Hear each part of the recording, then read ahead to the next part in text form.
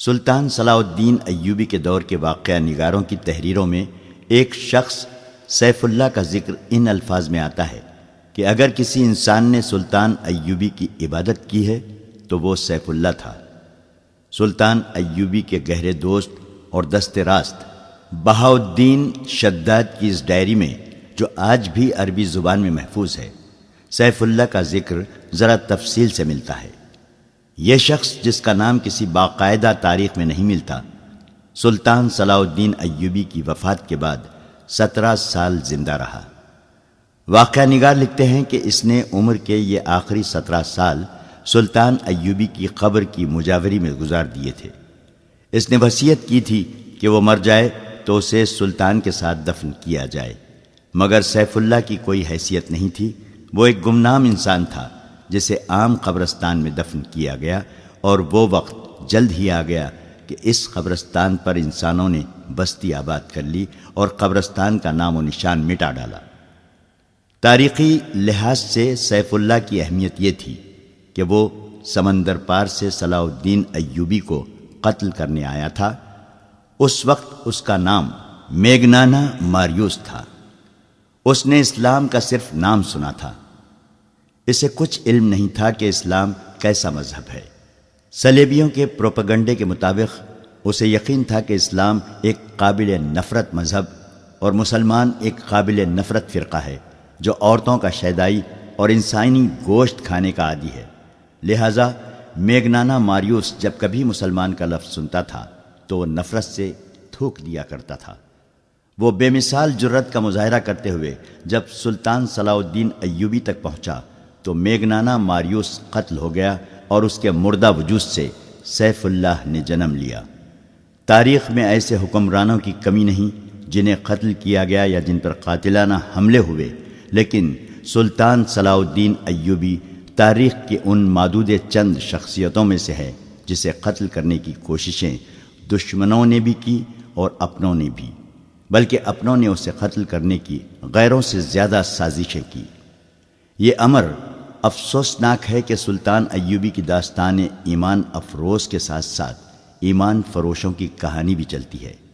اسی لیے صلاح الدین ایوبی نے بارہا کہا تھا کہ تاریخ اسلام وہ وقت جلد دیکھے گی جب مسلمان رہیں گے تو مسلمان ہی، لیکن اپنا ایمان بیچ ڈالیں گے اور صلیبی ان پر حکومت کریں گے۔ آج ہم وہ وقت دیکھ رہے ہیں۔ سیف اللہ کی کہانی اس وقت سے شروع ہوتی ہے جب سلطان ایوبی نے صلیبیوں کا متحدہ بیڑا بحر روم میں نظر آب و آتش کیا تھا۔ ان کے کچھ بحری جہاز بچ کر نکل گئے تھے۔ سلطان ایوبی بحر روم کے ساحل پر اپنی فوج کے ساتھ موجود رہا اور سمندر میں سے زندہ نکلنے والے صلیبیوں کو گرفتار کرتا رہا۔ ان میں 7 لڑکیاں بھی تھیں جن کا تفصیلی ذکر آپ پڑھ چکے ہیں۔ مصر میں سلطان کی سوڈانی سپاہ نے بغاوت کر دی جسے سلطان نے دبا لیا۔ اسے سلطان زنگی کی بھیجی ہوئی کمک بھی مل گئی۔ وہ اب صلیبیوں کے عزائم کو ختم کرنے کے منصوبے بنانے لگا۔ بحر روم کے پار روم شہر کے مضافات میں صلیبی سربراہوں کی کانفرنس ہو رہی تھی۔ ان میں شاہ اگسٹس تھا، شاہ ریمانڈ اور شہنشاہ لوئی ہفتم کا بھائی رابرٹ بھی تھا۔ اس کانفرنس میں سب سے زیادہ قہر و غضب میں آیا ہوا ایک شخص تھا جس کا نام ایملرک تھا۔ وہ صلیبیوں کے اس متحدہ بیڑے کا کمانڈر تھا جو مصر پر فوج کشی کے لیے گیا تھا، مگر صلاح الدین ایوبی ان پر ناگہانی آفت کی طرح ٹوٹ پڑا اور اس بیڑے کے ایک بھی سپاہی کو مصر کے ساحل پر قدم نہ رکھنے دیا۔ مصر کے ساحل پر جو صلیبی پہنچے وہ سلطان ایوبی کے ہاتھ میں جنگی قیدی تھے۔ صلیبیوں کی کانفرنس میں ایملرک کے ہونٹ کانپ رہے تھے۔ اس کا بیڑا غرق ہوئے 15 دن گزر گئے تھے۔ وہ 15ویں دن اٹلی کے ساحل پر پہنچا تھا۔ سلطان ایوبی کے آتشی تیر اندازوں نے اس کے جہاز کے بادبان اور مستول جلا ڈالے تھے۔ یہ تو اس کی خوش قسمتی تھی کہ اس کے ملاحوں اور سپاہیوں نے آگ پر قابو پا لیا تھا اور وہ جہاز کو بچا لے گئے تھے، مگر بادبانوں کے بغیر جہاز سمندر پر ڈولتا رہا۔ پھر طوفان آ گیا، اس کے بچنے کی کوئی صورت نہیں رہی تھی۔ بہت سے بچے کچے جہاز اور کشتیاں اس طوفان میں غرق ہو گئی تھیں۔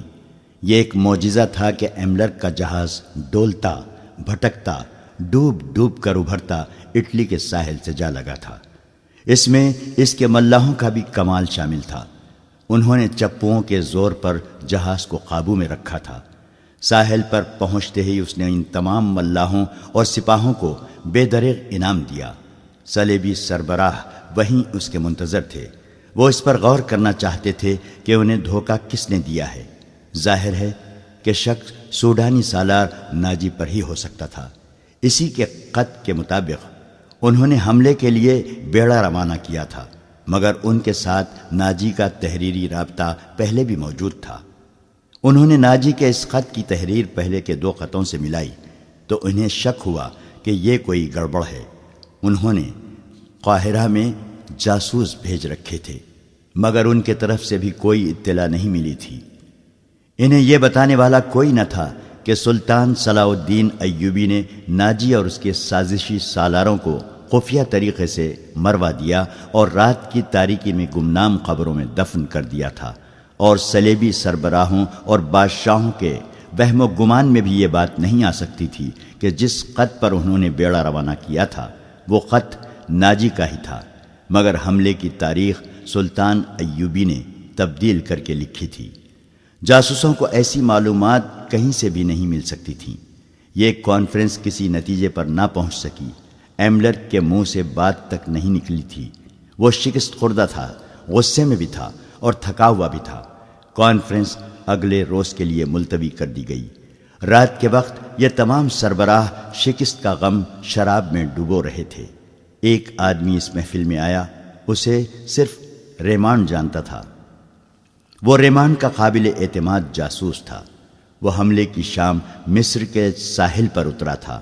اس سے تھوڑی ہی دیر بعد صلیبیوں کا بیڑا آیا اور اس کی آنکھوں کے سامنے یہ بیڑا سلطان ایوبی کی قلیل فوج کے ہاتھوں تباہ ہوا تھا۔ یہ جاسوس مصر کے ساحل پر رہا اور اس نے بہت سی معلومات مہیا کر لی تھیں۔ ریمانڈ نے اس کا تعارف کرایا تو سب اس کے گرد جمع ہو گئے۔ اس جاسوس کو معلوم تھا کہ صلیبی سربراہوں نے سلطان ایوبی کو قتل کرانے کے لیے رابن نام کا ایک ماہر جاسوس سمندر پار بھیجا تھا، اور اس کی مدد کے لیے 5 آدمی اور 7 جوان اور خوبصورت لڑکیاں بھیجی گئی تھیں۔ اس جاسوس نے بتایا کہ رابن زخمیوں کے ساتھ زخمی ہونے کا بہانہ کر کے صلاح الدین ایوبی کے کیمپ میں پہنچ گیا تھا۔ اس کے 5 آدمی تاجروں کے بھیس میں تھے۔ ان میں کرسٹوفر نام کے ایک آدمی نے ایوبی پر تیر چلایا، مگر تیر قطع گیا۔ 5 آدمی پکڑے گئے اور 7 لڑکیاں بھی پکڑی گئیں۔ انہوں نے کہانی تو اچھی گھڑ لی تھی۔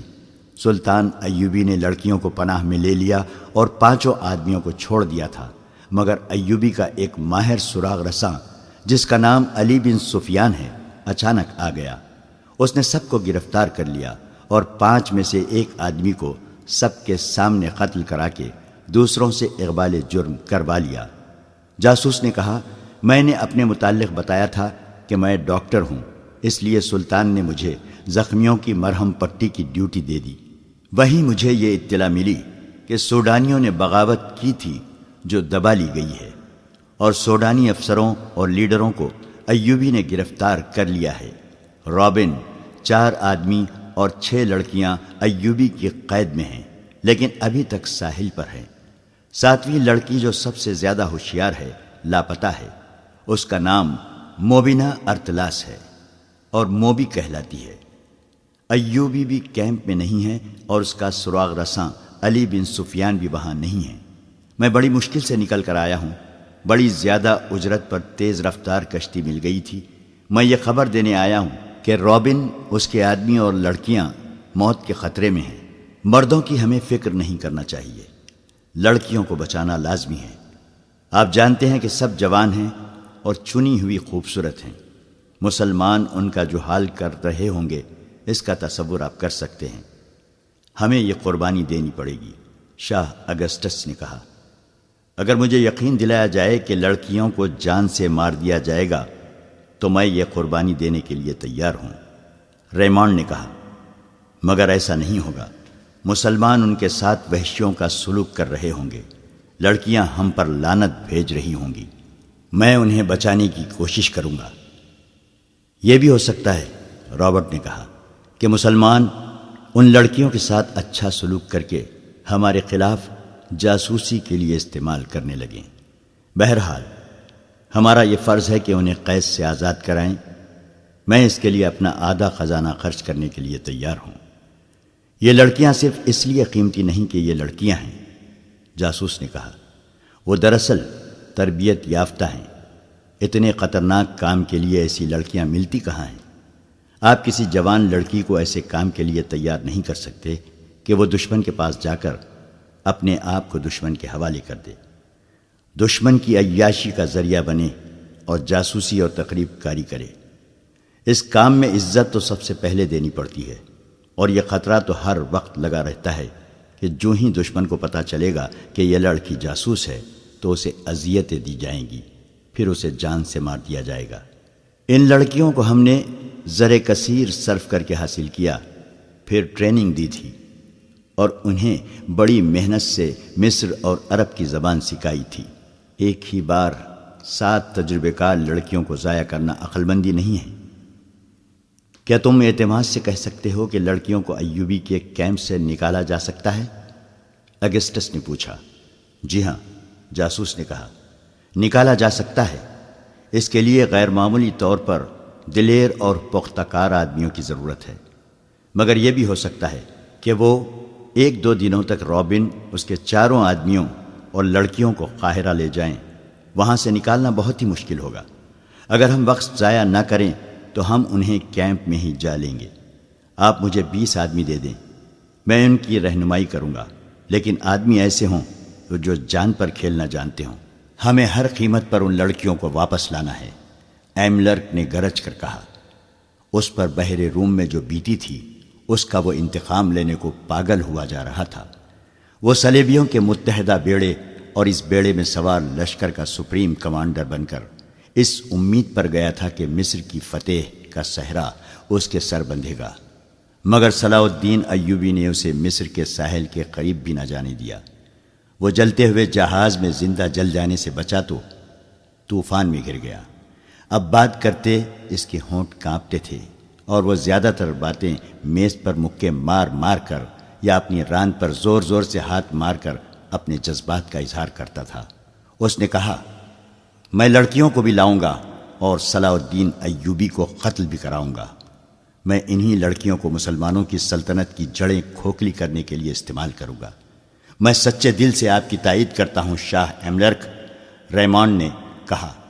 ہمیں تربیت یافتہ لڑکیوں کو اتنی آسانی سے ضائع نہیں کرنا چاہیے، نہ ہم کریں گے۔ آپ سب کو اچھی طرح معلوم ہے کہ شام کے حرموں میں ہم کتنی لڑکیاں داخل کر چکے ہیں۔ کئی مسلمان گورنر اور امیر ان لڑکیوں کے ہاتھ میں کھیل رہے ہیں۔ بغداد میں یہ لڑکیاں عمرہ کے ہاتھوں میں ایسے متعدد افراد کو قتل کرا چکی ہیں جو صلیب کے خلاف نعرہ لے کر اٹھے تھے۔ مسلمانوں کی خلافت کو ہم نے عورت اور شراب سے 3 حصوں میں تقسیم کر دیا ہے۔ ان میں اعتماد نہیں رہا، وہ عیش و عشرت میں غرق ہوتے جا رہے ہیں۔ صرف 2 آدمی ہیں جو اگر زندہ رہے تو ہمارے لیے مستقل خطرہ بنے رہیں گے، ایک نور الدین زنگی اور دوسرا صلاح الدین ایوبی۔ اگر ان دونوں میں سے ایک بھی زیادہ دیر تک زندہ رہا تو ہمارے لیے اسلام کو ختم کرنا آسان نہیں ہوگا۔ اگر صلاح الدین ایوبی نے سوڈانیوں کی بغاوت دبا لی ہے تو اس کا مطلب یہ ہے کہ یہ شخص اس حد سے زیادہ خطرناک ہے جس حد تک ہم اسے سمجھتے رہے ہیں۔ ہمیں میدان جنگ سے ہٹ کر تخریب کاری کا محاذ بھی کھولنا پڑے گا۔ مسلمانوں میں تفرقہ اور بے اطمینانی پھیلانے کے لیے ہمیں ان لڑکیوں کی ضرورت ہے۔ ہمیں اپنے کامیاب تجربوں سے فائدہ اٹھانا چاہیے۔ لوئی ہفتم کے بھائی رابرٹ نے کہا، عرب میں ہم مسلمانوں کی کمزوریوں سے فائدہ اٹھا چکے ہیں۔ مسلمان عورت، شراب اور دولت سے اندھا ہو جاتا ہے۔ مسلمان کو مارنے کا بہترین طریقہ یہ ہے کہ اسے مسلمان کے ہاتھوں مرواؤ۔ مسلمان کو ذہنی عیاشی کا سامان مہیا کر دو تو وہ اپنے دین اور ایمان سے دستبردار ہو جاتا ہے۔ تم مسلمانوں کا ایمان آسانی سے خرید سکتے ہو، اس نے عرب کے کئی امراء اور وزراء کی مثالیں دی جنہیں صلیبیوں نے عورت، شراب اور دولت سے خرید لیا تھا، انہیں اپنا درپردہ دوست بنا لیا تھا۔ کچھ دیر مسلمانوں کی کمزوریوں کے متعلق باتیں ہوئیں، پھر لڑکیوں کو آزاد کرانے کے عملی پہلوؤں پر غور ہوا۔ آخر یہ طے پایا کہ 20 نہایت دلیر آدمی اس کام کے لیے روانہ کیے جائیں اور وہ اگلی شام تک روانہ ہو جائیں۔ اسی وقت 4-5 کمانڈروں کو بلایا گیا، انہیں اصل مقصد اور مہم بتا کر کہا گیا کہ 20 آدمی منتخب کریں۔ کمانڈروں نے تھوڑی دیر اس مہم کے خطروں کے متعلق بحث مباحثہ کیا۔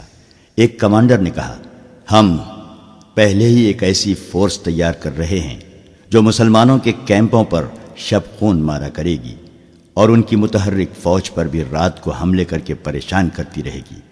اس فورس کے لیے ہم نے چند ایک آدمی منتخب کیے ہیں، لیکن یہ آدمی 100% قابل اعتماد ہونے چاہیے۔ اگسٹس نے کہا، وہ ہماری تمہاری نظروں سے اوجھل ہو کر یہ کام کریں گے، اور یہ بھی ہو سکتا ہے کہ وہ کچھ بھی نہ کریں اور واپس آ کر کہیں کہ وہ بہت کچھ کر آئے ہیں۔ آپ یہ سن کر حیران ہوں گے، ایک کمانڈر نے کہا کہ ہماری فوج میں ایسے سپاہی بھی ہیں جنہیں ہم نے جیل خانوں سے حاصل کیا ہے۔ یہ ڈاکو، چور اور رہزن تھے، انہیں بڑی بڑی لمبی سزائیں دی گئی تھیں، انہیں جیل خانوں میں مرنا ہی تھا۔ ہم نے ان سے بات کی تو وہ جوش و خروش سے فوج میں آ گئے۔ آپ کو شاید یہ معلوم کر کے بھی حیرت ہو کہ ناکام حملے میں ان سزا یافتہ مجرموں نے بڑی بہادری سے کئی جہاز بچائے ہیں۔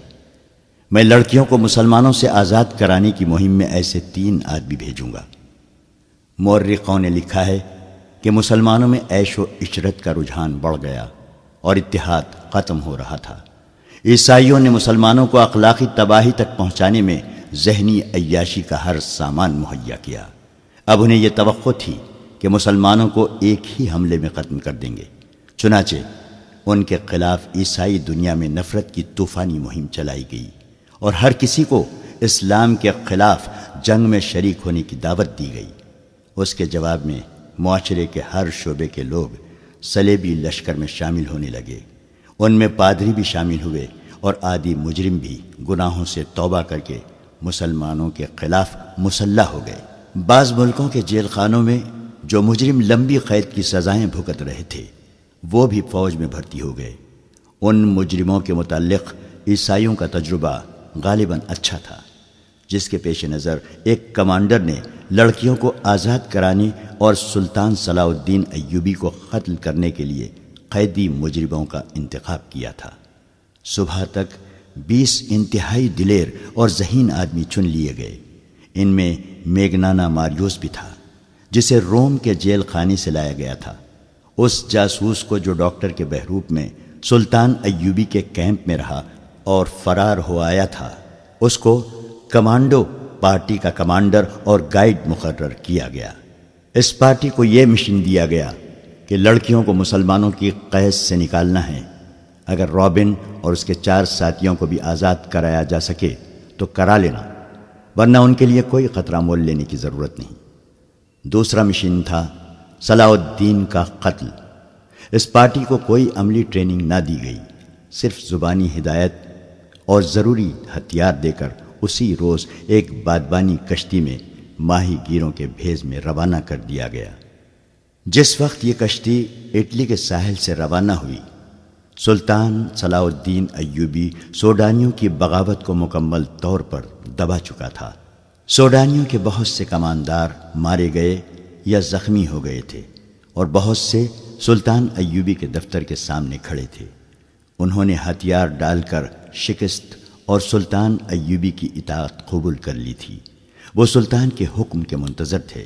سلطان اندر بیٹھا اپنے سالاروں وغیرہ کو احکام دے رہا تھا۔ علی بن سفیان بھی موجود تھا۔ اس فتح میں اس کا بہت بڑا دخل تھا۔ صلیبیوں کو شکست دینے میں بھی اس کے نظام جاسوسی نے بہت کام کیا تھا، بلکہ یہ دونوں کامیابیاں جاسوسی کے نظام کی ہی کامیابیاں تھیں۔ سلطان ایوبی کو جیسے اچانک کچھ یاد آ گیا ہو، اس نے علی بن سفیان سے کہا، علی، ہمیں ان جاسوس لڑکیوں اور ان کے ساتھیوں کے متعلق سوچنے کا وقت ہی نہیں ملا۔ وہ ابھی تک ساحل پر قیدی کیمپ میں ہیں۔ ان سب کو فوراً یہاں لانے کا بندوبست کرو اور طے خانے میں ڈال دو۔ میں ابھی پیغام بھجوا دیتا ہوں، علی بن سفیان نے کہا۔ ان سب کو یہاں پہرے میں بلا لیتا ہوں۔ سلطان، آپ شاید 7ویں لڑکی کو بھول گئے ہیں، وہ سوڈانیوں کے کماندار بالیان کے پاس تھی۔ اسی لڑکی سے جاسوسوں اور بغاوت کا انکشاف ہوا تھا۔ میں دیکھ رہا ہوں کہ بالیان ان کمانداروں میں نہیں ہیں جو باہر موجود ہیں، اور وہ زخمیوں میں بھی نہیں ہیں، اور وہ مرے ہوئے لوگوں میں بھی نہیں ہیں۔ مجھے شک ہے کہ 7ویں لڑکی، جس کا نام فخر المصری نے موبی بتایا تھا، بالیان کے ساتھ کہیں روپوش ہو گئی ہے۔ اپنا شک رفع کرو علی، سلطان ایوبی نے کہا۔ یہاں مجھے اب تمہاری ضرورت نہیں ہے۔ بالیان لاپتہ ہے تو وہ بحر روم کی طرف نکل گیا ہوگا۔ صلیبیوں کے سوا اسے اور کون پناہ دے سکتا ہے؟ بہرحال ان جاسوسوں کو تہہ خانوں میں ڈالو اور اپنے جاسوس فوراً تیار کر کے سمندر پار بھیج دو۔ زیادہ ضروری تو یہ ہے کہ اپنے جاسوس اپنے ہی ملک میں پھیلا دیے جائیں۔ یہ مشورہ دینے والا سلطان نور الدین زنگی کی بھیجی ہوئی فوج کا سالار تھا۔ اس نے کہا، ہمیں صلیبیوں کی طرف سے اتنا خطرہ نہیں ہے جتنا اپنے مسلمان امراء سے ہے۔ اپنے جاسوس ان کے حرموں میں داخل کر دیے جائیں تو بہت سی سازشیں بے نقاب ہوں گی۔ اس نے تفصیل سے بتایا کہ یہ خود ساختہ حکمران کس طرح صلیبیوں کے ہاتھوں میں کھیل رہے ہیں۔ سلطان زنگی اکثر پریشان رہتے ہیں کہ باہر کے حملوں کو روکیں یا اپنے گھر کو اپنے ہی چراغ سے جلنے سے بچائیں۔ سلطان ایوبی نے یہ رویداد غور سے سنی اور کہا، اگر تم لوگ جن کے پاس ہتھیار ہیں دیانت دار اور اپنے مذہب سے مخلص رہے تو باہر کے حملے اور اندر کی سازشیں قوم کا کچھ نہیں بگاڑ سکتی۔ تم اپنی نظر سرحدوں سے دور آگے لے جاؤ۔ سلطنت اسلامیہ کی کوئی سرحد نہیں۔ تم نے جس روز اپنے آپ کو اور خدا کے اس عظیم مذہب اسلام کو سرحدوں میں پابند کر لیا، اس روز سے یوں سمجھو کہ تم اپنے ہی قید خانے میں قید ہو جاؤ گے۔ پھر تمہاری سرحدیں سکڑنے لگے گی۔ اپنی نظریں بحر روم سے آگے لے جاؤ۔ سمندر تمہارا راستہ نہیں روک سکتے۔ گھر کے چراغوں سے نہ ڈرو، یہ تو ایک پھونک سے گل ہو جائیں گے۔ ان کی جگہ ہم ایمان کے چراغ روشن کریں گے۔ ہمیں امید ہے کہ ہم ایمان فروشی کو روک لیں گے سلطان محترم۔ سالار نے کہا، ہم مایوس نہیں، صرف 2 لعنتوں سے بچو میرے عزیز رفیقو۔ سلطان ایوبی نے کہا، مایوسی اور ذہنی عیاشی۔ انسان پہلے مایوس ہوتا ہے، پھر ذہنی عیاشی کے ذریعے راہ فرار اختیار کرتا ہے۔ اس دوران علی بن سفیان جا چکا تھا۔ اس نے فوراً ایک قاصد بحر روم کے کیمپ کی طرف اس پیغام کے ساتھ روانہ کر دیا کہ رابن اس کے 4 ساتھیوں اور لڑکیوں کو گھوڑوں یا اونٹوں پر سوار کر کے 20 محافظوں کے پہرے میں دارالحکومت کو بھیج دو۔ قاصد کو روانہ کر کے اس نے اپنے ساتھ 6-7 سپاہی لیے اور کماندار بالیان کی تلاش میں نکل گیا۔ اس نے ان سوڈانی کمانداروں سے جو باہر بیٹھے تھے بالیان کے متعلق پوچھ لیا تھا۔ سب نے کہا تھا کہ اسے لڑائی میں کہیں بھی نہیں دیکھا گیا تھا، اور نہ ہی وہ اس فوج کے ساتھ گیا تھا جو بحر روم کی طرف سلطان کی فوج پر حملہ کرنے کے لیے بھیجی گئی تھی۔ علی بن سفیان بالیان کے گھر گیا تو وہاں اس کی 2 بوڑھی خادماؤں کے سوا اور کوئی نہ تھا۔ انہوں نے بتایا کہ بالیان کے گھر میں 5 لڑکیاں تھیں۔ ان میں جس کی عمر ذرا زیادہ ہو جاتی تھی وہ اسے غائب کر دیتا اور اس کی جگہ جوان لڑکی لے آتا تھا۔ ان خادماؤں نے بتایا کہ بغاوت سے پہلے اس کے پاس ایک فرنگی لڑکی آئی تھی جو غیر معمولی طور پر خوبصورت اور ہوشیار تھی۔ بالیان اس کا غلام ہو گیا تھا۔ بغاوت کے 1 روز بعد جب سوڈانیوں نے ہتھیار ڈال دیے تو بالیان رات کے وقت گھوڑے پر سوار ہوا اور دوسرے گھوڑے پر اس فرنگی لڑکی کو سوار کیا، اور معلوم نہیں دونوں کہاں روانہ ہو گئے۔ ان کے ساتھ 7 گھوڑ سوار تھے۔ حرم کی لڑکیوں کے متعلق بوڑھیوں نے بتایا کہ وہ گھر میں جو ہاتھ لگا اٹھا کر لے چلی گئیں۔ علی بن سفیان وہاں سے واپس ہوا تو ایک گھوڑا سر پر دوڑتا آیا اور علی بن سفیان کے سامنے رک گیا۔ اس پر فخر المصری سوار تھا۔ کود کر گھوڑے سے اترا اور ہانپتی کانپتی آواز میں بولا، میں آپ کے پیچھے آیا ہوں۔ میں بھی اسی بدبخت بالیان اور اس کافر لڑکی کو ڈھونڈ رہا تھا۔ میں ان سے انتقام لوں گا۔ جب تک ان دونوں کو اپنے ہاتھوں قتل نہیں کر لوں گا مجھے چین نہیں آئے گا۔ میں جانتا ہوں وہ کدھر گئے ہیں۔ میں نے ان کا پیچھا کیا ہے، لیکن ان کے ساتھ 7 مسلح محافظ ہیں۔ میں اکیلا تھا۔ وہ بحر روم کی طرف جا رہے ہیں، مگر عام راستے سے ہٹ کر جا رہے ہیں۔ اس نے علی بن سفیان کے گھٹنوں پر ہاتھ رکھ کر کہا، خدا کے لیے مجھے صرف 4 سپاہی دے دیں، میں ان کے تعاقب میں جاؤں گا اور انہیں ختم کر کے آؤں گا۔ علی بن سفیان نے اسے اس وعدے سے ٹھنڈا کیا کہ وہ اسے 4 کی بجائے 20 سوار دے گا۔ وہ ساحل سے آگے اتنی جلدی نہیں جا سکتے، میرے ساتھ رہو۔ علی بن سفیان مطمئن ہو گیا کہ یہ تو پتہ چل گیا ہے کہ وہ کس طرف گئے ہیں۔ اس وقت بالیان اس سلیبی لڑکی کے ساتھ، جس کا نام موبی تھا، ساحل کی طرف جانے والے عام راستے سے ہٹ کر دور جا چکا تھا۔ ان علاقوں سے وہ اچھی طرح واقف تھا۔ اسے معلوم نہیں تھا کہ سوڈانی فوج اور اس کے کمانداروں کو صلاح الدین ایوبی نے معافی دے دی ہے۔ ایک تو وہ سلطان کے عتاب سے بھاگ رہا تھا، اور دوسرے یہ کہ وہ موبی جیسی حسین لڑکی کو نہیں چھوڑنا چاہتا تھا۔ وہ سمجھتا تھا کہ دنیا کی حسین لڑکیاں صرف مصر اور سوڈان میں ہی ہیں، مگر اٹلی کی اس لڑکی کے حسن اور دلکشی نے اسے اندھا کر دیا تھا۔ اس کی خاطر وہ اپنا رتبہ، اپنا مذہب اور اپنا ملک ہی چھوڑ رہا تھا۔ لیکن اسے یہ معلوم نہیں تھا کہ موبی اس سے جان چھڑانے کی کوشش کر رہی ہے۔ وہ جس مقصد کے لیے آئی تھی وہ ختم ہو چکا تھا، گو مقصد تباہ ہو گیا تھا، تاہم موبی اپنا کام کر چکی تھی۔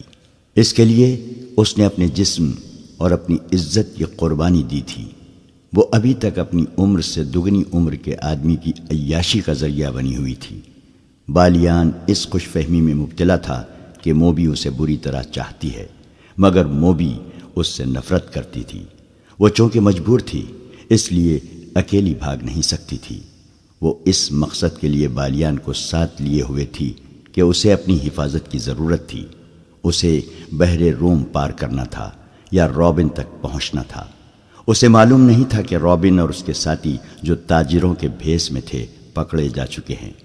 اس مجبوری کے تحت وہ بالیان کے ہاتھ میں کھلونا بنی ہوئی تھی۔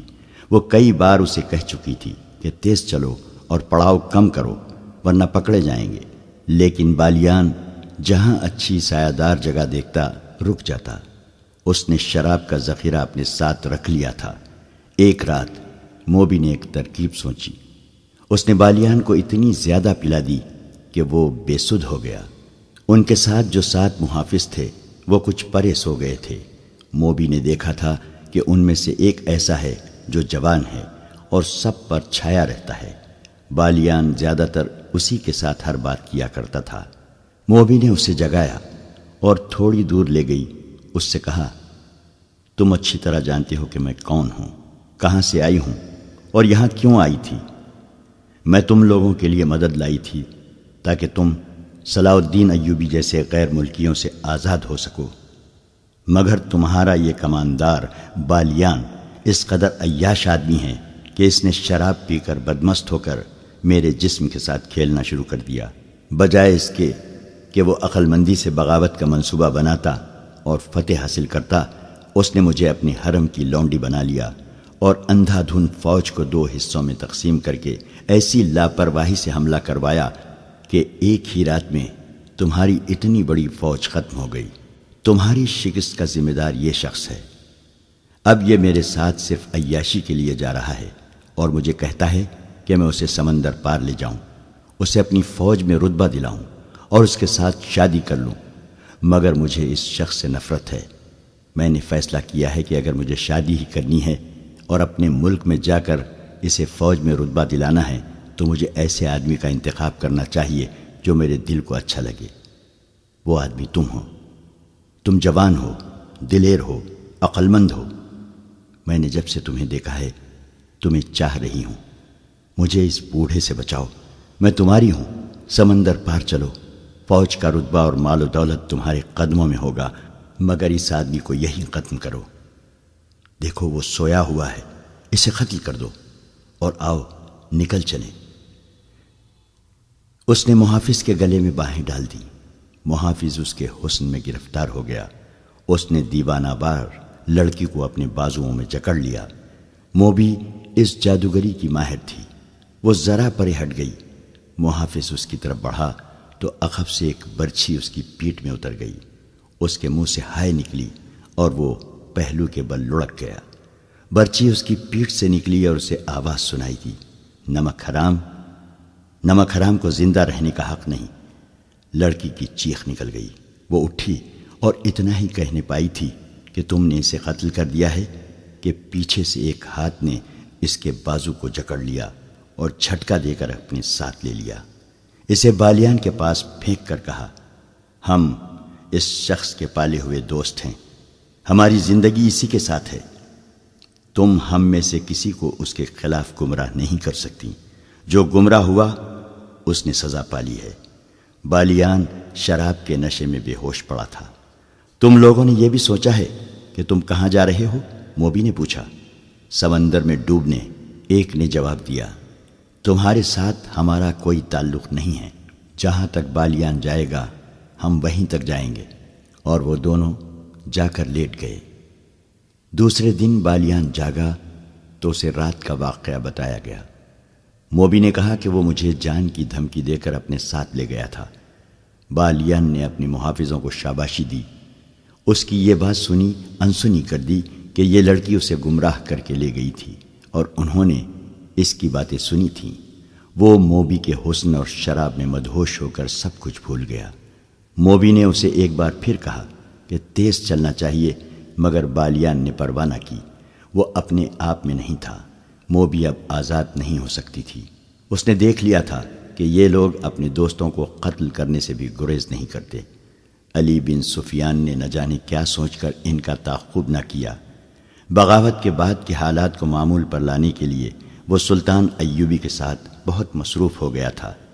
ساحل کے کیمپ سے رابن، ان کے 4 ساتھیوں اور 6 لڑکیوں کو 15 محافظوں کی گارڈ میں قاہرہ کے لیے روانہ کر دیا گیا۔ قاصد ان سے پہلے روانہ ہو چکا تھا۔ قیدی اونٹوں پر سوار تھے اور گارڈ گھوڑوں پر۔ وہ معمول کی رفتار پر جا رہے تھے اور معمول کے مطابق پڑاؤ کر رہے تھے۔ وہ بے خوف و خطر جا رہے تھے۔ وہاں کسی دشمن کے حملے کا ڈر نہیں تھا۔ قیدی نہتے تھے اور ان میں 6 لڑکیاں تھیں۔ کسی کے بھاگنے کا بھی ڈر نہیں تھا، مگر وہ یہ بھول رہے تھے کہ یہ قیدی تربیت یافتہ جاسوس ہیں، بلکہ یہ لڑاکا جاسوس تھے۔ ان میں جو تاجروں کے بھیس میں پکڑے گئے تھے وہ چنے ہوئے تیر انداز اور تیغ زن تھے، اور لڑکیاں محض لڑکیاں نہیں تھیں جنہیں وہ کمزور عورت ذات سمجھ رہے تھے۔ ان لڑکیوں کی جسمانی دلکشی، یورپی رنگت کی جاذبیت، جوانی اور ان کی بے حیائی ایسے ہتھیار تھے جو اچھے اچھے جابر حکمرانوں سے ہتھیار ڈلوا لیتے تھے۔ محافظوں کا کمانڈر مصری تھا۔ اس نے دیکھا کہ ان 6 میں سے ایک لڑکی اس کی طرف دیکھتی رہتی ہے، اور وہ جب اسے دیکھتا ہے تو لڑکی کے ہونٹوں پر مسکراہٹ آ جاتی ہے۔ یہ مسکراہٹ اس مصری کو موم کر رہی تھی۔ شام کے وقت انہوں نے پہلا پڑاؤ کیا تو سب کو کھانا یاد آ گیا۔ اس لڑکی نے کھانا نہ کھایا۔ کمانڈر کو بتایا گیا تو اس نے لڑکی کے ساتھ بات کی۔ لڑکی اس کی زبان بولتی اور سمجھتی تھی۔ لڑکی کے آنسو نکل آئے۔ اس نے کہا کہ وہ اس کے ساتھ علیحدگی میں بات کرنا چاہتی ہے۔ رات کو جب سب سو گئے تو کمانڈر اٹھا۔ اس نے لڑکی کو جگایا اور الگ لے گیا۔ لڑکی نے اسے بتایا کہ وہ ایک مظلوم لڑکی ہے۔ اسے فوجیوں نے ایک گھر سے اغوا کیا اور اپنے ساتھ رکھا، پھر اسے جہاز میں اپنے ساتھ لائے جہاں وہ ایک افسر کی داشتہ بنی رہی۔ دوسری لڑکیوں کے متعلق اس نے بتایا کہ ان کے ساتھ اس کی ملاقات جہاز میں ہوئی تھی۔ انہیں بھی اغوا کر کے لایا گیا تھا۔ اچانک جہازوں پر آگ برسنے لگی اور جہاز جلنے لگا۔ ان لڑکیوں کو ایک کشتی میں بٹھا کر سمندر میں ڈال دیا گیا۔ کشتی انہیں اس ساحل پر لے آئی جہاں انہیں جاسوس سمجھ کر قید میں ڈال دیا گیا۔ یہ وہی کہانی تھی جو تاجروں کے بھیز میں جاسوسوں نے ان لڑکیوں کے متعلق صلاح الدین ایوبی کو سنائی تھی۔ مصری گارڈ کمانڈر کو معلوم نہیں تھا۔ وہ یہ کہانی پہلی بار سن رہا تھا۔ اسے تو حکم ملا تھا کہ یہ خطرناک جاسوس ہیں، انہیں قاہرہ لے جا کر سلطان کے ایک خفیہ محکمے کے حوالے کرنا ہے۔ اس حکم کے پیش نظر وہ ان لڑکیوں کی یا اس لڑکی کی کوئی مدد نہیں کر سکتا تھا۔ اس نے اس لڑکی کو اپنی مجبوری بتا دی۔ اسے معلوم نہیں تھا کہ لڑکی کی ترکش میں ابھی بہت سے تیر باقی ہیں۔ لڑکی نے کہا، میں تم سے کوئی مدد نہیں مانگتی، تم اگر میری مدد کرو گے تو میں تمہیں روک دوں گی، کیونکہ تم مجھے بہت اچھے لگتے ہو۔ میں اپنی خاطر تمہیں کسی مصیبت میں نہیں ڈالنا چاہتی، میرا کوئی غم خوار نہیں۔ میں ان لڑکیوں کو بالکل نہیں جانتی اور ان آدمیوں کو بھی نہیں جانتی۔ تم مجھے رحم دل لگتے ہو اور میرے دل کو بھی اچھے لگتے ہو، اس لیے تمہیں یہ باتیں بتا رہی ہوں۔ اتنی خوبصورت لڑکی کے منہ سے اس قسم کی باتیں سن کر کون سا مرد اپنے آپ میں رہ سکتا ہے؟ یہ لڑکی مجبور بھی تھی، رات کی تنہائی بھی تھی۔ مصری کی مردانگی پگھلنے لگی۔ اس نے لڑکی کے ساتھ دوستانہ باتیں شروع کر دی۔ لڑکی نے ایک اور تیر چلایا اور صلاح الدین ایوبی کے کردار پر زہر اگلنے لگی۔ اس نے کہا، میں نے تمہارے گورنر صلاح الدین ایوبی کو اپنی مظلومیت کی یہ کہانی سنائی تھی۔ مجھے امید تھی کہ وہ میرے حال پر رحم کرے گا، مگر اس نے مجھے اپنے خیمے میں رکھ لیا اور شراب پی کر میرے ساتھ بدکاری کرتا رہا۔ اس وحشی نے میرا جسم توڑ دیا ہے۔ شراب پی کر وہ اتنا وحشی بن جاتا ہے کہ اس میں انسانیت رہتی ہی نہیں۔ مصری کا خون کھولنے لگا۔ اس نے بدک کر کہا، ہمیں کہا گیا تھا کہ صلاح الدین ایوبی مومن ہے، فرشتہ ہے، شراب اور عورت سے نفرت کرتا ہے۔ مجھے اب اس کے پاس لے جایا جا رہا ہے۔ لڑکی نے کہا، اگر تمہیں یقین نہ آئے تو رات کو دیکھ لینا کہ میں کہاں ہوں گی۔ وہ مجھے قید خانے میں نہیں، اپنے حرم میں رکھے گا۔ مجھے اس آدمی سے ڈر آتا ہے۔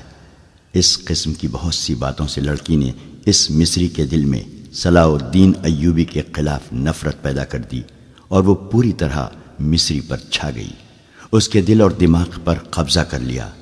مصری کو معلوم نہیں تھا کہ یہی ان لڑکیوں کا ہتھیار ہے۔ لڑکی نے آخر میں اس سے کہا، اگر تم مجھے اس ذلیل زندگی سے نجات دلا دو تو میں ہمیشہ کے لیے تمہاری ہو جاؤں گی اور میرا باپ تمہیں سونے کے اشرفیوں سے مالا مال کر دے گا۔ اس نے اس کا طریقہ یہ بتایا، میرے ساتھ سمندر پار بھاگ چلو، کشتیوں کی کمی نہیں ہے، میرا باپ بہت امیر آدمی ہے، میں تمہارے ساتھ شادی کر لوں گی اور میرا باپ تمہیں نہایت اچھا مکان اور بہت سی دولت دے گا، تم تجارت کر سکتے ہو۔ مصری کو یہ یاد رہ گیا تھا کہ وہ مسلمان ہے۔ اس نے کہا کہ وہ اپنا مذہب ترک نہیں کر سکتا۔ لڑکی نے ذرا سوچ کر کہا، میں تمہارے لیے اپنا مذہب چھوڑ دوں گی۔ اس کے بعد وہ فرار اور شادی کا پروگرام بنانے لگی۔ لڑکی نے اسے کہا، میں تم پر زور نہیں دیتی، اچھی طرح سوچ لو، میں صرف جاننا چاہتی ہوں کہ میرے دل میں تمہاری جو محبت پیدا ہو گئی ہے اتنی تمہارے دل میں پیدا ہوئی ہے یا نہیں۔ اگر تم مجھے قبول کرنے پر آمادہ ہو سکتے ہو تو سوچ لو اور کوشش کرو کہ قاہرہ تک ہمارا سفر لمبا ہو جائے۔ ہم ایک بار وہاں پہنچ گئے تو پھر تم میری بو بھی نہیں سونگھ سکو گے۔ لڑکی کا مقصد صرف اتنا سا تھا کہ سفر لمبا ہو جائے اور 3 دنوں کی بجائے 6 دن راستے میں ہی گزر جائیں۔ اس کی وجہ یہ تھی کہ رابن اور اس کے ساتھی فرار کی ترکیبیں سوچ رہے تھے۔ وہ اس کوشش میں تھے کہ رات کو سوئے ہوئے محافظوں کے ہتھیار اٹھا کر انہیں قتل کیا جائے، جو ناممکن سا کام تھا، یا ان کے گھوڑے چرا کر بھاگا جائے۔ ابھی تو پہلا ہی پڑاؤ تھا۔ ان کی ضرورت یہ تھی کہ سفر لمبا ہو جائے تاکہ وہ اطمینان سے سوچ سکیں اور عمل کر سکیں۔ اس مقصد کے لیے انہوں نے اس لڑکی کو استعمال کیا۔ وہ محافظوں کے کمانڈر کو قبضے میں لے لی۔ لڑکی نے پہلی ملاقات میں ہی یہ مقصد حاصل کر لیا اور مصری کو منہ مانگی قیمت دے دی۔ مصری کوئی ایسا بڑا رتبہ والا آدمی نہیں تھا، معمولی سا عہدیدار تھا۔ اس نے کبھی خواب میں بھی اتنی حسین لڑکی نہیں دیکھی تھی۔ کہاں ایک جیتی جاگتی لڑکی جو اس کے تصوروں سے بھی زیادہ خوبصورت تھی اس کی لونڈی بن گئی تھی۔ وہ اپنا آپ، اپنا فرض اور اپنا مذہب ہی بھول گیا۔ وہ ایک لمحے کے لیے بھی لڑکی سے الگ نہیں ہونا چاہتا تھا۔ اس پاگل پن میں اس نے صبح کے وقت پہلا حکم یہ دیا کہ جانور بہت تھکے ہوئے ہیں، لہٰذا آج سفر نہیں ہوگا، محافظوں اور شتربانوں کو اس حکم سے بہت خوشی ہوئی۔ وہ محاذ کی سختیوں سے اکتائے ہوئے تھے، انہیں منزل تک پہنچنے کی کوئی جلدی نہیں تھی۔ وہ دن بھر آرام کرتے رہے، گپ شپ لگاتے رہے، اور ان کا کمانڈر اس لڑکی کے پاس بیٹھا بدمست ہوتا رہا۔ دن گزر گیا، رات آئی، اور جب سب سو گئے تو مصری لڑکی کو ساتھ لیے دور چلا گیا۔ لڑکی نے اسے آسمان پر پہنچا دیا۔ صبح جب یہ قافلہ چلنے لگا تو مصری کمانڈر نے راستہ بدل دیا۔ اپنے دستے سے اس نے کہا کہ اس طرف اگلے پڑاؤ کے لیے بہت خوبصورت جگہ ہے، قریب ایک گاؤں بھی ہے جہاں مرغیاں اور انڈے مل جائیں گے۔ اس کا دستہ اس پر بھی بہت خوش ہوا کہ کمانڈر انہیں عیش کرا رہا ہے۔ البتہ اس دستے میں 2 عسکری ایسے تھے جو کمانڈر کی ان حرکتوں سے خوش نہیں تھے۔ انہوں نے اس سے کہا کہ ہمارے پاس خطرناک قیدی ہیں، یہ سب جاسوس ہیں، انہیں بہت جلدی حکومت کے حوالے کر دینا چاہیے۔ بلا وجہ سفر لمبا کرنا ٹھیک نہیں ہے۔ مصری نے انہیں یہ کہہ کر چپ کروا دیا کہ یہ میری ذمہ داری ہے کہ جلدی پہنچوں یا دیر سے، جواب طلبی ہوئی تو مجھ سے ہوگی۔ دونوں خاموش تو ہو گئے، لیکن وہ الگ جا کر آپس میں خسر پسر کرتے رہے۔ دوپہر کے بعد انہیں دور آگے بہت سے گدھ اڑتے اور اترتے نظر آئے۔ یہ اس کی نشانی تھی کہ وہاں کوئی مردار ہے۔ وہ علاقہ مٹی اور ریت کے ٹیلوں کا تھا، صحرائی درخت بھی تھے۔ چلتے چلتے وہ ان ٹیلوں میں داخل ہو گئے۔ راستہ اوپر ہوتا گیا اور ایک بلند جگہ سے انہیں ایک میدان نظر آیا جہاں گدھوں کے قول اترتے ہوئے شور بپا کر رہے تھے۔ ذرا اور آگے گئے تو نظر آیا کہ یہ لاشیں ہیں، بدبو بھی ہے۔ یہ ان سوڈانیوں کی لاشیں تھیں جو بحر روم کے ساحل پر مقیم سلطان ایوبی کی فوج پر حملہ کرنے چلے تھے۔ سلطان ایوبی کے جانباز سواروں نے راتوں کو ان کی عقبی حصے پر حملے کر کے یہ کشت و خون کیا اور سوڈانی فوج کو تتر بتر کر دیا تھا۔ یہاں سے آگے میلوں وسعت میں لاشیں بکھری ہوئی تھیں۔ سوڈانیوں کو اپنی لاشیں اٹھانے کی مہلت نہیں ملی۔ قیدیوں اور محافظوں کا قافلہ چلتا رہا اور ذرا سا رخ بدل کر لاشوں اور گدھوں سے ہٹ گیا۔ قافلہ جب وہاں سے گزر رہا تھا تو انہوں نے دیکھا کہ لاشوں کے ارد گرد ان کے ہتھیار بھی بکھرے ہوئے تھے۔ ان میں کمانیں اور ترکش تھے، برچیاں، تلواریں اور ڈھالیں بھی تھیں۔ قیدیوں نے یہ ہتھیار دیکھ لیے۔ انہوں نے آپس میں باتیں کیں اور رابن نے اس لڑکی سے کچھ کہا جس نے مصری کمانڈر پر قبضہ کر رکھا تھا۔ لاشیں اور ہتھیار دور دور تک پھیلے ہوئے تھے۔ دائیں طرف ٹیلوں کے قریب سرسبز جگہ تھی، پانی بھی نظر آ رہا تھا۔ سبزہ ٹیلوں کے اوپر تک گیا ہوا تھا۔ لڑکی نے کمانڈر کو اشارہ کیا تو وہ اس کے قریب چلا گیا۔ لڑکی نے کہا، یہ بہت اچھی جگہ ہے، یہیں رک جاتے ہیں۔ مصری نے قافلے کا رخ پھیر دیا اور سرسبز ٹیلے کے قریب پانی کے چشمے پر جا رکا۔ رات یہیں بسر کرنی تھی۔ سب گھوڑوں اور اونٹوں سے اترے، جانور پانی پر ٹوٹ پڑے۔ رات گزارنے کے لیے اچھی جگہ دیکھی جانے لگی۔ 2 ٹیلوں کے درمیان جگہ کشادہ بھی تھی اور وہاں سبزہ بھی تھا۔ یہی جگہ منتخب کر لی گئی۔ جب رات کا اندھیرا گہرا ہوا تو سب سو گئے۔ مصری جاگ رہا تھا اور لڑکی بھی جاگ رہی تھی۔ اس رات اسے خاص طور پر جاگنا اور مصری کمانڈر کو پوری طرح مدہوش کرنا تھا۔ اسے جب خراٹوں کی آوازیں سنائی دینے لگیں تو وہ مصری کے پاس چلی گئی۔ اسی لڑکی کی خاطر وہ سب سے الگ اور دور ہٹ کر لیٹا تھا۔ لڑکی اسے ٹیلے کے اوٹ میں لے گئی اور وہاں سے اور زیادہ دور جانے کی خواہش ظاہر کی۔ مصری اس کی خواہشوں کا غلام ہو گیا تھا۔ اسے احساس تک نہ تھا کہ آج رات لڑکی اسے ایک خاص مقصد کے لیے دور لے جا رہی ہے۔ وہ اس کے ساتھ ساتھ چلتا رہا اور لڑکی اسے 3 ٹیلوں سے بھی پرے لے گئی اور رکی اور مصری کو باہوں میں لے لیا۔ مصری بے خود ہو گیا۔ ادھر رابن نے جب دیکھا کہ کمانڈر جا چکا ہے اور دوسرے محافظ گہری نیند سوئے ہوئے ہیں تو اس نے لیٹے لیٹے اپنے ایک ساتھی کو جگایا۔ اس نے 7 والے کو جگایا۔ اس طرح رابن کے 4 ساتھی جاگ اٹھے۔ محافظ ان سے ذرا دور سوئے ہوئے تھے۔ مصری کمانڈر کو لڑکی نے اتنا بے پرواہ کر دیا تھا کہ رات کو وہ سنتری کھڑا نہیں کرتا تھا۔ پہلے رابن پیٹھ کے بل رینگتا محافظوں سے دور چلا گیا۔ اس کے بعد اس کے 4 ساتھی بھی چلے گئے۔ ٹیلے کی اوٹ میں ہو کر وہ تیز تیز چلنے لگے اور لاشوں تک پہنچ گئے۔ ٹٹول ٹٹول کر انہوں نے 3 کمانے اور ترکش اٹھائے اور ایک ایک برچھی اٹھا لی۔ اسی مقصد کے لیے انہوں نے لڑکی سے کہا تھا کہ وہ کمانڈر سے کہے کہ یہاں پڑاؤ کیا جائے۔ وہ ہتھیار لے کر واپس ہوئے۔ اب وہ اکٹھے تھے۔ وہ سوئے ہوئے محافظوں کے قریب جا کھڑے ہوئے۔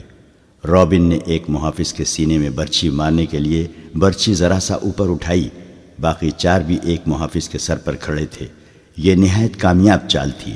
وہ بیک وقت 4 محافظوں کو ختم کر سکتے تھے اور باقی 11 کے سنبھلنے تک انہیں بھی ختم کرنا مشکل نہیں تھا۔ پیچھے 3 شتربان تھے اور مصری کمانڈر۔ وہ آسان شکار تھے۔ رابن نے جو ہی برچھی اوپر اٹھائی، زناٹا سا سنائی دیا اور ایک تیر رابن کے سینے میں اتر گیا۔ اس کے ساتھ ہی ایک تیر رابن کے ایک ساتھی کے سینے میں لگا۔ وہ ڈولے۔ ان کے 3 ساتھی ابھی دیکھ ہی رہے تھے کہ یہ کیا ہوا کہ 2 اور تیر آئے اور 2 اور قیدی اوندھے ہو گئے۔ آخری قیدی بھاگنے کے لیے پیچھے کو مڑا ہی تھا کہ ایک تیر اس کے پہلو میں اتر گیا۔ یہ کام اتنی خاموشی سے ہو گیا کہ ان محافظوں میں سے کسی کی آنکھ ہی نہ کھلی، جن کے سروں پر موت آن کھڑی ہوئی تھی۔ تیر انداز آگے آئے۔ انہوں نے مشعلیں روشن کی۔ یہ وہ 2 محافظ تھے جنہوں نے اپنے کمانڈر سے کہا تھا کہ انہیں منزل پر جلدی پہنچنا چاہیے۔ وہ دیانتدار تھے۔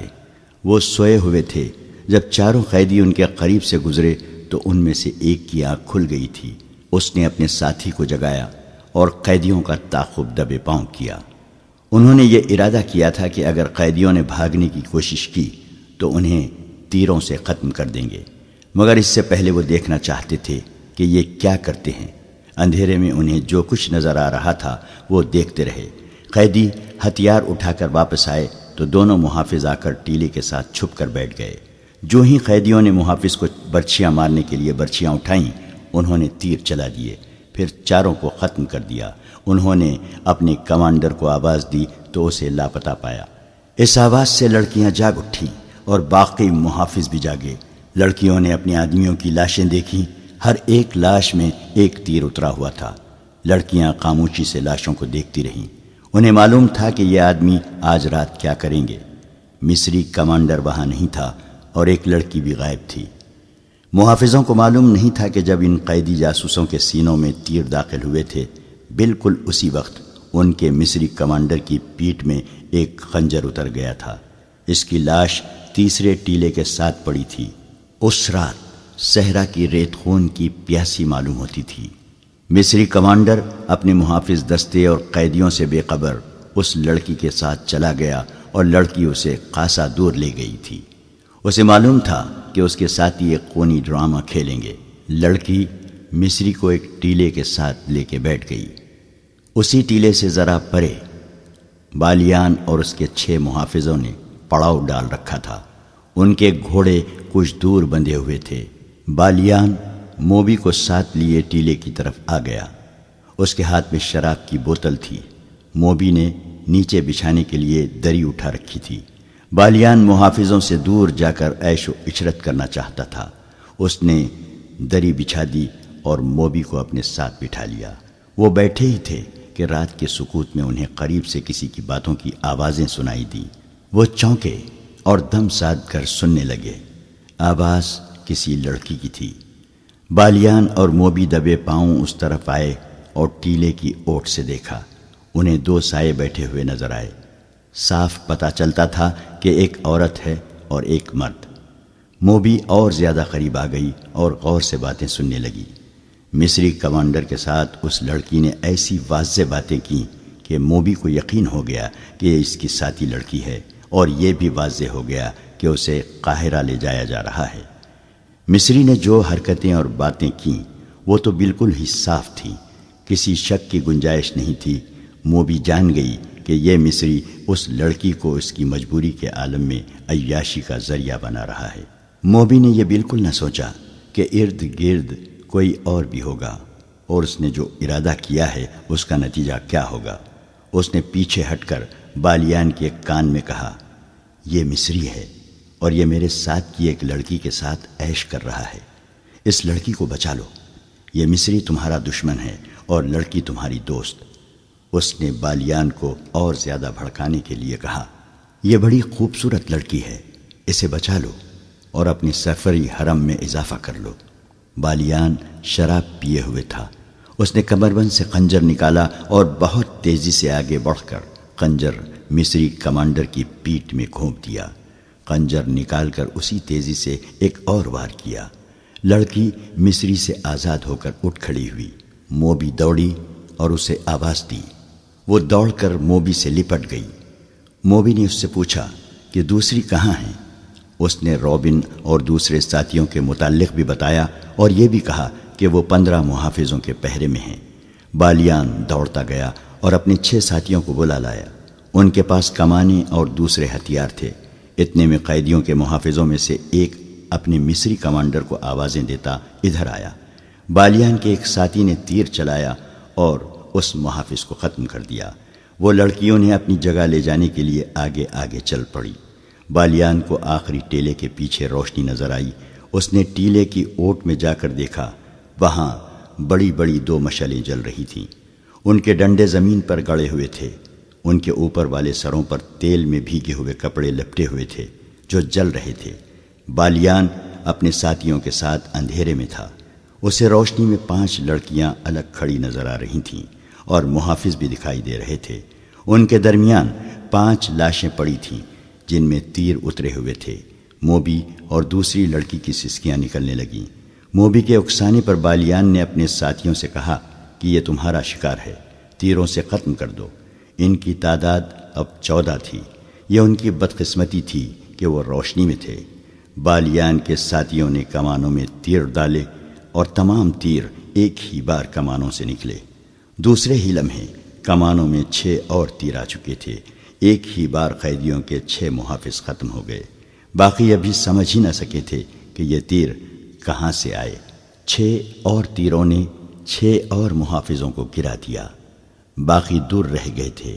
ان میں سے ایک اندھیرے میں غائب ہو گیا، دوسرا ذرا سست نکلا اور وہ بھی سوڈانیوں کے بیک وقت 3 تیروں کا شکار ہو گیا۔ 3 شتربان رہ گئے تھے جو سامنے نہیں تھے۔ وہ اندھیرے میں کہیں ادھر ادھر ہو گئے۔ مشعلوں کی روشنی میں اب لاشیں ہی لاشیں نظر آ رہی تھیں۔ ہر لاش ایک ایک تیر لیے ہوئے تھی اور ایک میں 3 تیر پیوست تھے۔ موبی دوڑ کر لڑکیوں سے ملی۔ اتنے میں انہیں ایک گھوڑے کے سر پر دوڑنے کی آواز سنائی دی جو دور نکل گئی۔ بالیان نے کہا، یہاں رکنا ٹھیک نہیں، ان میں ایک بچ کر نکل گیا ہے، وہ قاہرہ کی سمت گیا ہے، فوراً یہاں سے نکلو۔ انہوں نے محافظوں کے گھوڑے کھولے اور اپنی جگہ گئے۔ وہاں جا کر دیکھا ایک گھوڑا غائب تھا۔ اسے بچ کر نکل جانے والا محافظ لے گیا تھا۔ وہ اپنے گھوڑوں تک نہیں جا سکا تھا، چھپ کر ادھر چلا گیا جہاں اسے 8 گھوڑے بندھے نظر آئے۔ زینیں پاس ہی پڑی تھیں۔ اس نے ایک گھوڑے پر زین کسی اور بھاگ نکلا۔ بالیان نے 14 گھوڑوں پر زینیں کسوائیں، سامان 2 گھوڑوں پر لادا، باقی گھوڑے ساتھ لیے اور روانہ ہو گئے۔ لڑکیوں نے موبی کو سنایا کہ ان پر کیا بیتی ہے اور انہیں کہاں لے جایا جا رہا تھا۔ انہوں نے یہ بھی بتایا کہ رابن اور اس کے ساتھی لاشوں کے ہتھیار اٹھانے گئے تھے، مگر معلوم نہیں وہ کس طرح مارے گئے۔ موبی نے کہا، ایوبی کے کیمپ میں میری اور رابن کی ملاقات اچانک ہو گئی تھی۔ اس نے کہا تھا کہ مجھے یوں نظر آ رہا ہے کہ یسوع مسیح کو ہماری کامیابی منظور ہے، ورنہ ہم اس طرح خلاف توقع نہ ملتے۔ آج ہماری ملاقات بالکل خلاف توقع ہو گئی ہے، لیکن میں یہ نہیں کہوں گی کہ یسوع مسیح کو ہماری کامیابی منظور ہے۔ خدائے یسوع مسیح ہم سے ناراض معلوم ہوتا ہے۔ ہم نے جس کام میں ہاتھ ڈالا وہ چوپٹ ہوا۔ بحر روم میں ہماری فوج کو شکست ہوئی اور مصر میں ہماری دوست سوڈانی فوج کو شکست ہوئی۔ ادھر رابن اور کرسٹوفر جیسے دلیر اور قابل آدمی اور ان کے اتنے اچھے ساتھی مارے گئے۔ معلوم نہیں ہمارا انجام کیا ہوگا۔ ہمارے جیتے جی تمہیں کوئی ہاتھ لگا نہیں سکتا۔ بالیان نے کہا، میرے شیروں کا کمال تم نے دیکھ لیا۔ جس وقت قیدیوں کا قافلہ لاشوں کے پاس ٹیلوں میں رکا تھا، اس وقت ساحل پر سلطان ایوبی کی فوج کے کیمپ میں 3 آدمی داخل ہوئے۔ وہ اٹلی کی زبان بولتے تھے۔ ان کا لباس اٹلی کے دیہاتیوں جیسا تھا۔ ان کی زبان کوئی نہیں سمجھتا تھا۔ اٹلی کے جنگی قیدیوں سے معلوم کیا گیا۔ انہوں نے بتایا کہ یہ اٹلی سے آئے ہیں اور اپنی لڑکیوں کو ڈھونڈتے پھر رہے ہیں۔ یہ یہاں کے سالار سے ملنا چاہتے ہیں۔ انہیں بہاؤالدین شداد کے پاس پہنچا دیا گیا۔ صلاح الدین ایوبی کی غیر حاضری میں شداد کیمپ کمانڈر تھا۔ اٹلی کا ایک جنگی قیدی بلایا گیا۔ وہ مصر کی زبان بھی جانتا تھا۔ اس کی وساست سے ان آدمیوں کے ساتھ باتیں ہوئیں۔ ان 3 آدمیوں میں ایک ادھیڑ عمر تھا اور 2 جوان تھے۔ تینوں نے ایک ہی جیسی بات سنائی۔ تینوں کی ایک ایک جوان بہن کو صلیبی فوج ان کے گھروں سے اٹھا لائے تھے۔ انہیں کسی نے بتایا تھا کہ وہ لڑکیاں مسلمانوں کے کیمپ میں پہنچ گئی ہیں۔ یہ اپنی بہنوں کی تلاش میں آئے تھے۔ انہیں بتایا گیا کہ یہاں 7 لڑکیاں آئی تھیں۔ انہوں نے یہی کہانی سنائی تھی، مگر 7ویں جاسوس نکلی۔ ان تینوں نے کہا کہ ہماری بہنوں کا جاسوسی کے ساتھ کوئی تعلق نہیں ہے۔ ہم تو غریب اور مظلوم لوگ ہیں، کسی سے کشتی مانگ کر اتنی دور آئے ہیں۔ ہم غریبوں کی بہنیں جاسوسی کی جرات کیسے کر سکتی ہیں؟ ہمیں ان 7 لڑکیوں کا کچھ پتہ نہیں، معلوم نہیں وہ کون ہوں گی۔ ہم تو اپنی بہنوں کو ڈھونڈ رہے ہیں، ہمارے پاس اور کوئی لڑکی نہیں۔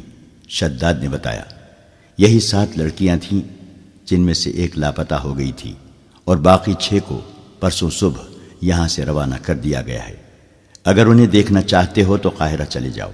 ہمارا سلطان رحم دل انسان ہے، تمہیں لڑکیاں دکھا دے گا۔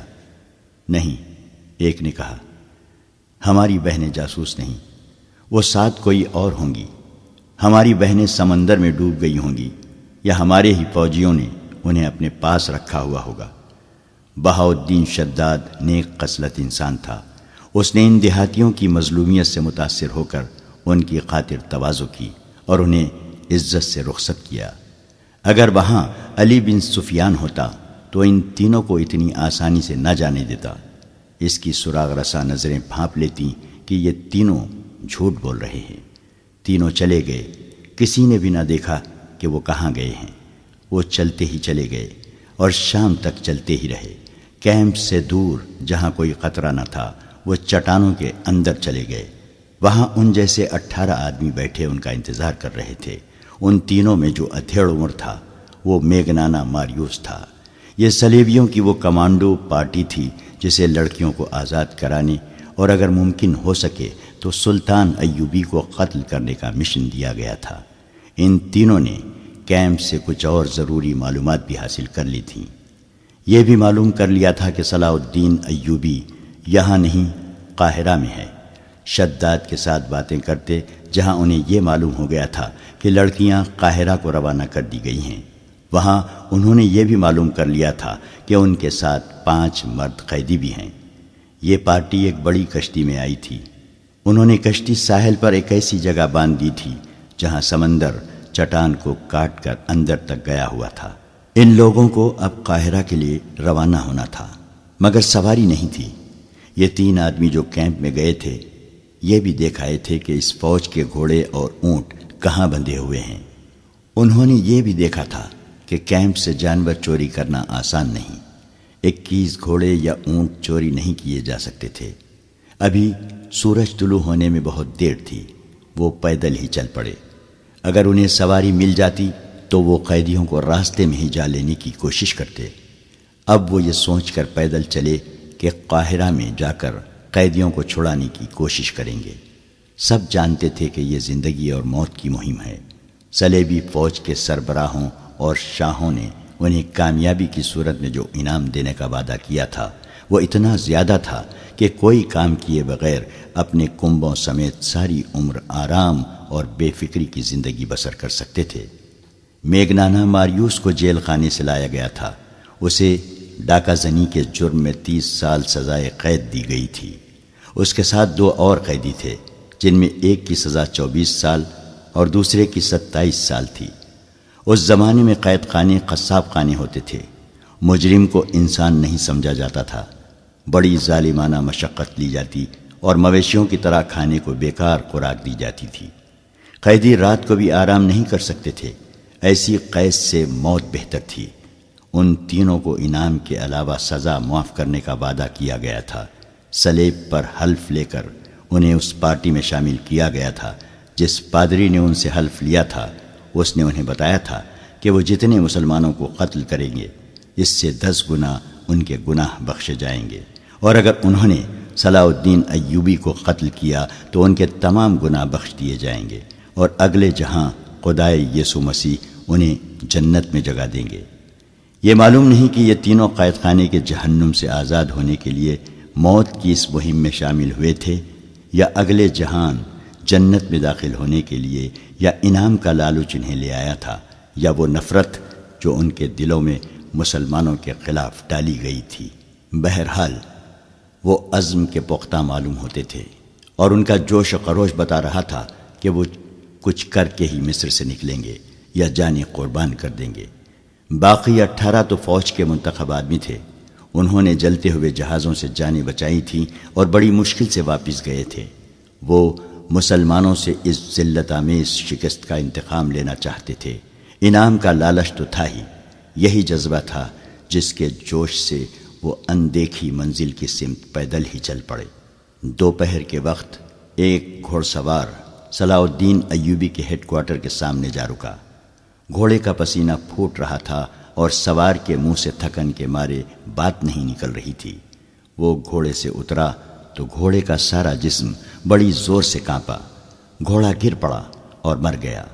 سوار نے اسے آرام دیے بغیر اور پانی پلائے بغیر ساری رات اور آدھا دن مسلسل دوڑایا تھا۔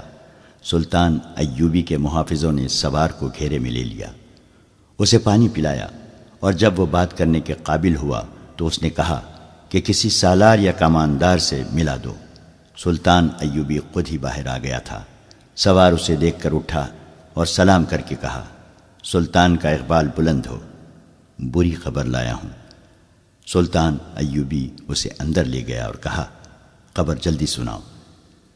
قیدی لڑکیاں بھاگ گئی ہیں، ہمارا پورا دستہ مارا گیا ہے۔ اس نے کہا، مرد قیدیوں کو ہم نے جان سے مار دیا ہے، میں اکیلا بچ کے نکلا ہوں۔ مجھے یہ معلوم نہیں کہ حملہ آور کون تھے۔ ہم مشعلوں کی روشنی میں اور وہ اندھیرے میں، اندھیرے سے تیر آئے اور میرے تمام ساتھی ختم ہو گئے۔ یہ قیدیوں کے محافظوں کے دستے کا وہ آدمی تھا جو اندھیرے میں غائب ہو گیا تھا اور سوڈانیوں کا گھوڑا کھول کر بھاگ آیا تھا۔ اس نے گھوڑے کو بلا روکے سر پر دوڑایا تھا اور اتنا طویل سفر آدھے سے بھی تھوڑے وقت میں طے کر لیا تھا۔ سلطان صلاح الدین ایوبی نے علی بن سفیان اور فوج کے ایک نائب سالار کو بلا لیا۔ وہ آئے تو اس آدمی سے کہا کہ وہ اب ساری بات سنائے۔ اس نے کیمپ سے روانگی کے وقت سے بات شروع کی اور اپنے کمانڈر کے متعلق بتایا کہ وہ ایک قیدی لڑکی کے ساتھ دل بہلاتا رہا اور قیدیوں سے لاپرواہ ہو گیا۔ پھر راستے میں جو کچھ ہوتا رہا اور آخر میں جو کچھ ہوا اس نے سنا دیا، مگر وہ یہ نہ بتا سکا کہ حملہ آور کون تھے۔ سلطان ایوبی نے علی بن سفیان اور نائب سالار سے کہا، اس کا مطلب یہ ہے کہ صلیبی چھاپا مار مصر کے اندر موجود ہیں۔ ہو سکتا ہے، علی بن سفیان نے کہا، یہ صحرائی ڈاکو بھی ہو سکتے ہیں۔ اتنی خوبصورت 6 لڑکیاں ڈاکوؤں کے لیے بہت بڑی کشش تھی۔ تم نے اس کی بات غور سے نہیں سنی؟ سلطان ایوبی نے کہا۔ اس نے کہا ہے کہ مرد قیدی لاشوں کے ہتھیار اٹھا لائے تھے اور محافظوں کو قتل کرنے لگے تھے۔ محافظوں میں سے 2 نے انہیں تیروں سے ہلاک کر دیا اور اس کے بعد ان پر حملہ ہوا۔ اس سے یہی ظاہر ہوتا ہے کہ صلیبی چھاپا مار ان کے تعاقب میں تھے۔ وہ کوئی بھی تھے سلطان محترم، نائب سالار نے کہا۔ فوری طور پر کرنے والا کام یہ ہے کہ اس عسکری کو رہنمائی کے لیے ساتھ بھیجا جائے اور کم از کم 20 گھوڑ سوار جو تیز رفتار ہوں تعاقب کے لیے بھیجے جائیں۔ یہ بات کی بات ہے کہ وہ کون تھے۔ میں اپنے ایک نائب کو ساتھ بھیجوں گا، علی بن سفیان نے کہا۔ اس عسکری کو کھانا کھلاؤ، سلطان ایوبی نے کہا۔ اسے تھوڑی دیر آرام کر لینے دو۔